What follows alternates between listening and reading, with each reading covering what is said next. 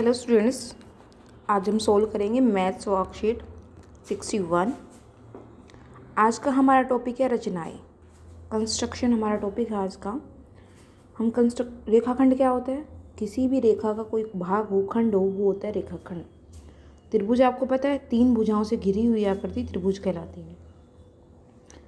सबसे पहले पढ़ेंगे हम लंब समद्विभाजक। लंब समद्विभाजक क्या होता है? कोई भी रेखाखंड लो, उसकी आधे से ज़्यादा पूरी लंबाई, यहाँ से यहाँ तक इसकी पूरी लंबाई है, आधे से ज़्यादा, आधी यहाँ पर हो गई, एस्टिमेट लगाना आपको, अंदाजे से करना, आधी से यहाँ हुई या यहाँ होगी, आधे से ज़्यादा, इतना खोलो, कितना भी कंपास ओपन करो, कितनी भी त्रिज्या लो, जितना कंपास ओपन करोगे वो उसकी त्रिज्या होगी।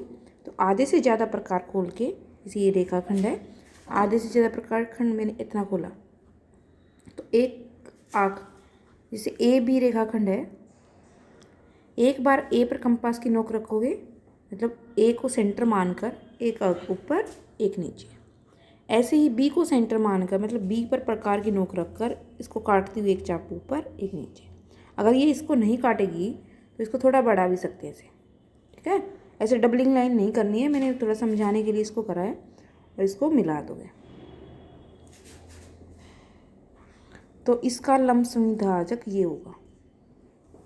लंब समद्विभाजक मतलब इस पे लंबी है ये और इसके 2 समान भाग भी कर रहे हैं, ये इसका लंब समद्विभाजक होता है। अब आते हैं उदाहरण 1 पर। उदाहरण 1 में क्या है? 9.5 सेंटीमीटर लंबाई का एक रेखाखंड खींचकर उसका लंब समद्विभाजक खींचिए। सबसे पहले क्या लेना है? आपको स्केल से मेजर करके 9.5 सेंटीमीटर का रेखाखंड लेना है। मान लो ये हो गया 9.5 सेंटीमीटर का रेखाखंड। इस रेखाखंड का नाम रख दिया मैंने ए बी, ठीक है, ए बी इसका नाम रख दिया। तो सेम चीज़, ये 9.5 लिया हमने, क्या करोगे आप? आधे से ज़्यादा प्रकार खोल कर, आधा मान लो इतना हो गया, एस्टिमेट लगा लो इतना हो गया, तो आधे से ज़्यादा इतना भी खोल सकते हो आप, इतना भी, कितना भी खोल लो। ए को सेंटर मानते हुए ए पर प्रकार की नोक रख के आधे से ज़्यादा प्रकार खोल के एक चाप ऊपर एक नीचे। ऐसे ही बी पर प्रकार की नोक रख के एक चाप ऊपर एक नीचे, बी को सेंटर मानकर, और ये हो गया इसका लंब समद्विभाजक, ठीक है। इसको 2 समान भागों में बांटेगा ये, मान लो ये सी पॉइंट है, 2 समान भागों में भी बांटेगा और इस पर लंबी होगा, तो इसका लंब समद्विभाजक। आप स्केल से इसकी मेजरमेंट करके भी देख सकते हो, ए और ओ भी इक्वल होगा, ठीक है। ये हमारा होता है लंब समद्विभाजक। अब आते हैं नेक्स्ट पर।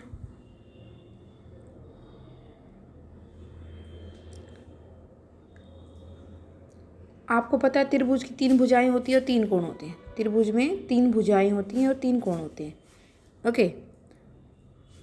त्रिभुज की रचना करने के लिए हमें या तो 3 भुजाएं पता हो तब त्रिभुज बना सकते हैं, या 2 भुजाएं उनके बीच का कोण पता हो, या फिर 2 कोण और उनके बीच की भुजा पता हो, या समकोण त्रिभुज बनानी है तो उसके लिए कर्ण और एक भुजा पता हो। ये सब चीज़ें हों, या तो 3 भुजा हों या फिर 2 भुजाएं एक कोण हो, ये सब हो तभी हम त्रिभुज की रचना कर सकते हैं, त्रिभुज बना सकते हैं। उदाहरण 2 में क्या करना है? 5.5 सेंटीमीटर भुजा वाले एक समबाहु त्रिभुज की रचना करनी है। समबाहु त्रिभुज मतलब सारी भुजाएं समान, इक्विलेटरल ट्रायंगल बनानी है हमें, तो सारी भुजाएं बराबर होंगी, सारी साइड इक्वल होंगी। तो आप क्या करोगे? कोई भी लोगे, ए बी एक रेखाखंड लिया, आपको रचना में जो करते जाओगे वो लिखते जाना है। ए बी एक रेखाखंड लिया, कितने सेंटीमीटर का लिया? 5.5 सेंटीमीटर का।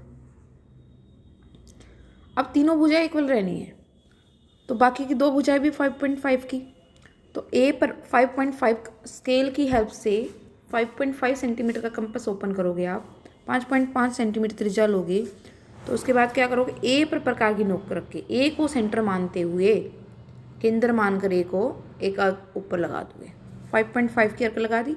ऐसे ही दूसरी भुजा भी 5.5 की है, तो बी को केंद्र मानते हुए बी पर प्रकार की नोक रख के इस आँख को काटती हुई एक चाप और लगा दो। आँख और चाप एक ही बात होती है।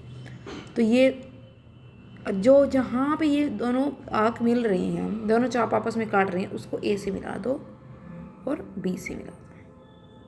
ये पॉइंट हो गया सी। ये हमारी त्रिभुज ABC बन गई जिसकी तीनों भुजाएं 5.5 5.5 है। ओके, अब आते हैं क्वेश्चन की तरफ। क्वेश्चन में क्या है, फर्स्ट क्वेश्चन में एक त्रिभुज PQR की रचना कीजिए। एक त्रिभुज PQR की रचना करनी है जब दिया है PQ 4 सेंटीमीटर है, QR 3.5 सेंटीमीटर है और PR 4 सेंटीमीटर है। यह किस प्रकार का त्रिभुज है? इसकी तीनों भुजाएं अलग अलग हैं कि मेजरमेंट नहीं, दो भुजाएं बराबर हैं। PQ 4 सेंटीमीटर, PR 4 सेंटीमीटर, दो भुजाएं बराबर है तो ये कौन सी त्रिभुज होगी? समद्विबाहु त्रिभुज, आइसोसेलेस ट्रायंगल होगी ना। तो कोई भी साइड नीचे ले लिया आप, जैसे मैंने PQ ले लिया 4 सेंटीमीटर, रेखाखंड लिया PQ। दूसरी साइड क्या है, जो QR है वो 3.5 है, ठीक है। तो Q से जो आर्क लगेगी वो 3.5 की लगेगी। Q को केंद्र मानते हुए 3.5 सेंटीमीटर का प्रकार खोलकर या 3.5 त्रिज्या लेकर एक आर्क लगाएंगे, एक चाप लगाएंगे ये। ओके, अगली चाप, अगला पॉइंट क्या है, PR। R पॉइंट हमारे पास है नहीं, P पॉइंट है, मतलब P से चाप लगेगी अगली। और कितने की लगेगी, 4 सेंटीमीटर की।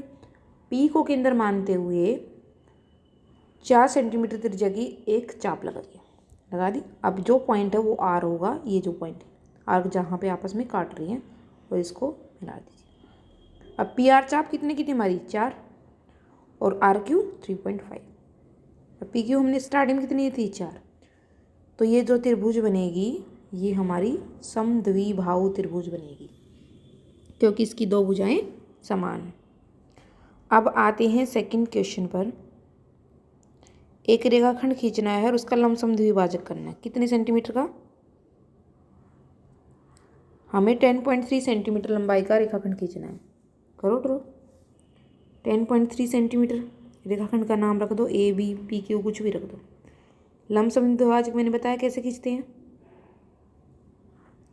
ए को केंद्र मानकर AB से आधे से ज़्यादा, आधा मान लो यहाँ हो जाएगा, तो आधे से ज़्यादा कितना भी, आप पूरा भी खोल सकते हो पर आधे से ज़्यादा होना चाहिए।